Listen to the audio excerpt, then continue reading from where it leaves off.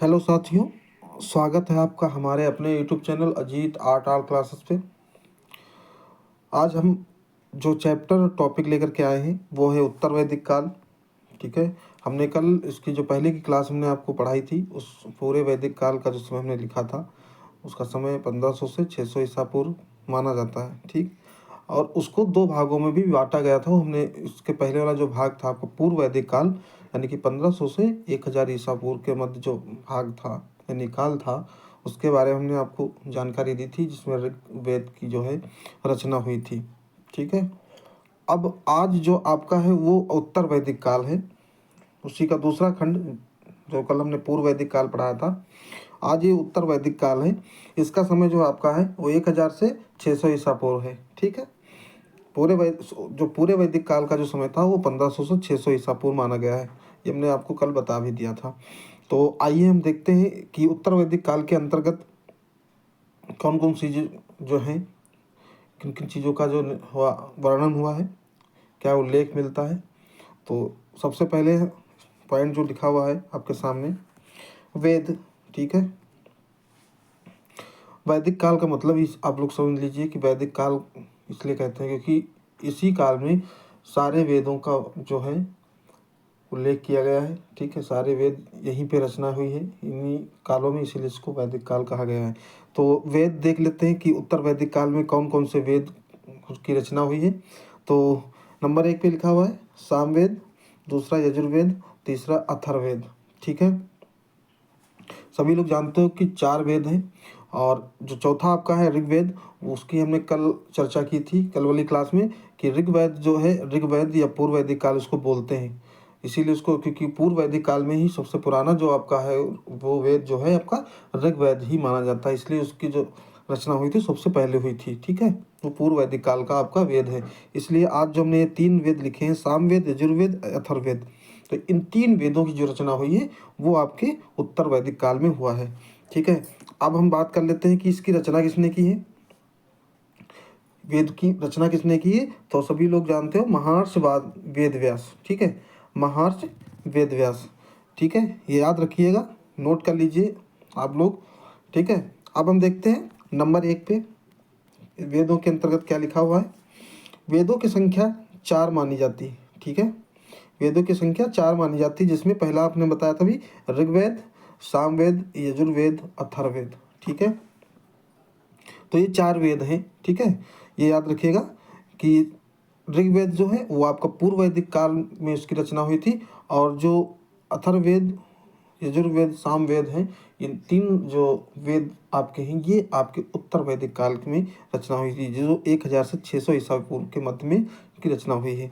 ठीक है, अब हम देख लेते हैं नीचे पहला जो वेद इस उत्तर वैदिक काल का है उसको हम देखते हैं, लिखा हुआ है यजुर्वेद। ठीक है, तो यह एक ऐसा वेद है जो गद्य एवं पद्य दोनों रूप में दिया गया है, या दोनों रूपों में मिला है, गद्य में भी है और पद्य में भी है। ठीक है, तो यह एक ऐसा वेद है जो गद्य और पद्य दोनों रूप में मिलता है।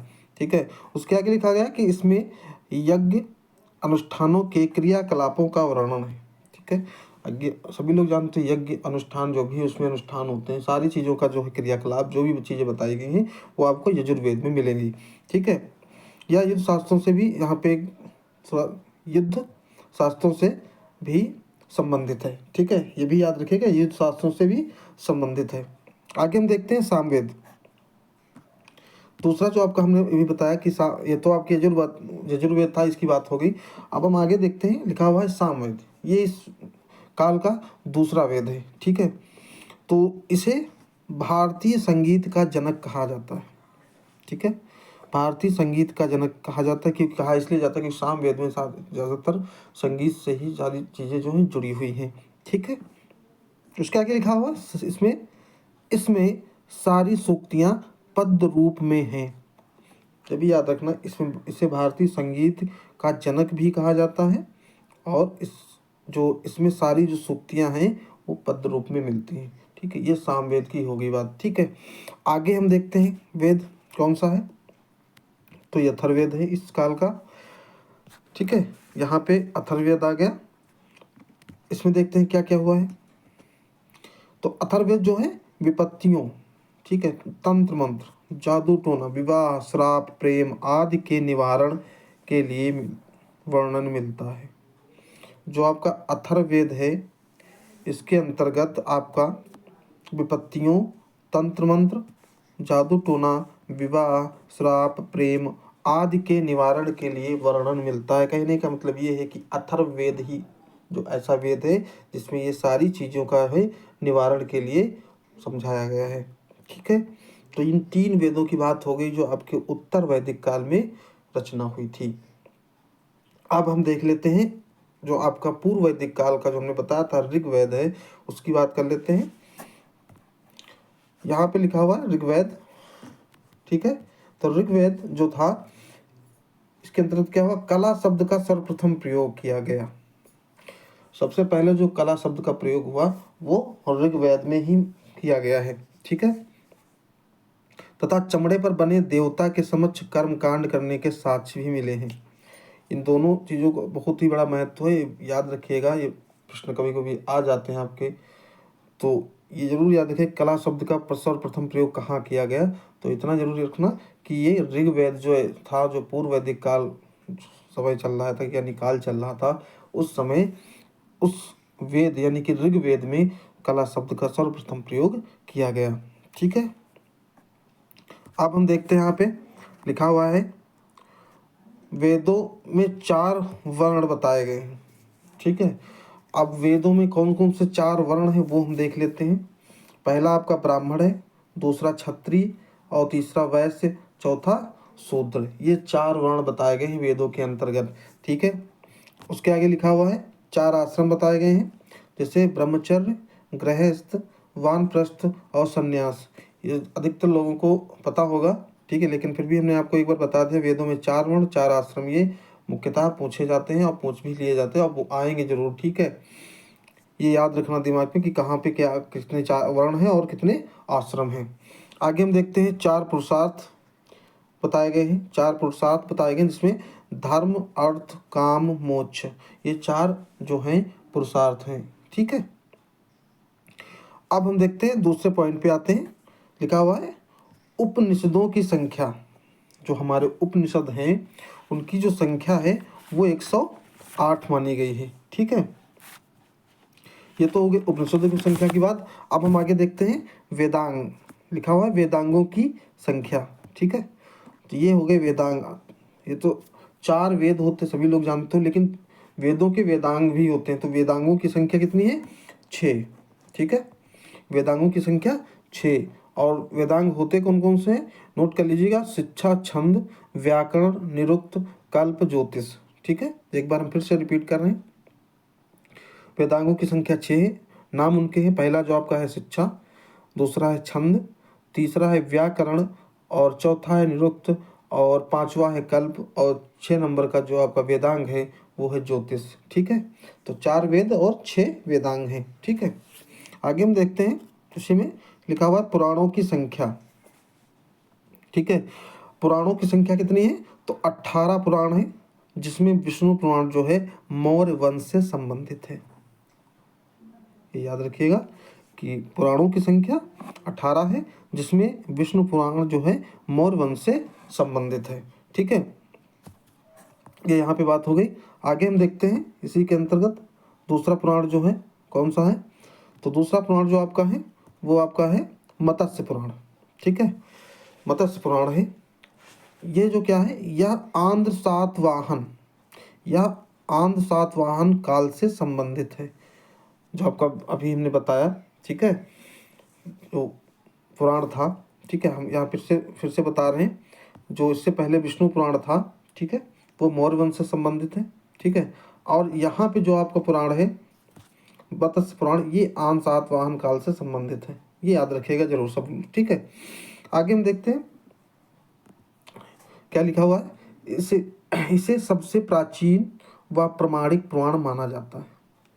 ठीक है, मत्स्य पुराण ये सब पुराणों में से सबसे प्राचीन पुराण है।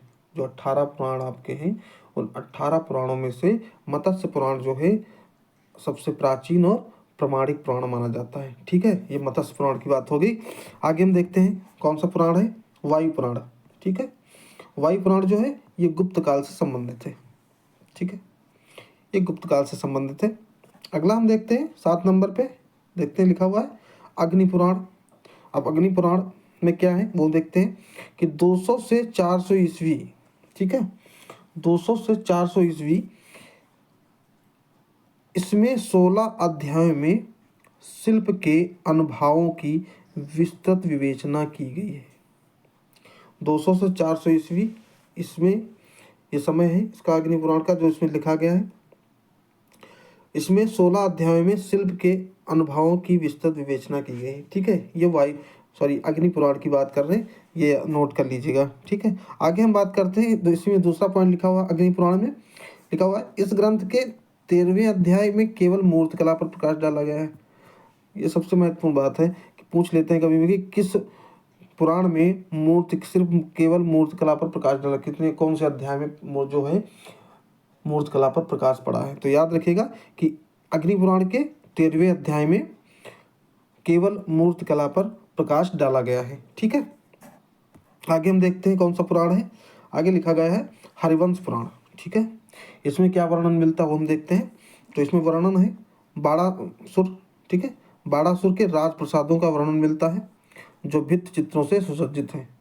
जो बाड़ासुर के राजप्रसाद थे, ठीक है, उनका वर्णन मिलता है और ये भित्ति चित्रों के रूप में सुसज्जित है, ठीक है। ये हरवंश पुराण के अंतर्गत इसका वर्णन किया गया है। आगे हम देखते हैं कौन सा पुराण है।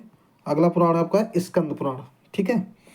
अब स्कंद पुराण में क्या वर्णन है ये देखते हैं। इसमें लिखा गया है इसके महेश्वर और वैष्णव नामक खंडों में, इसके महेश्वर और वैष्णव नामक खंडों में शिल्प और कला के संबंधों में उपयोगी बातें बताई गई हैं।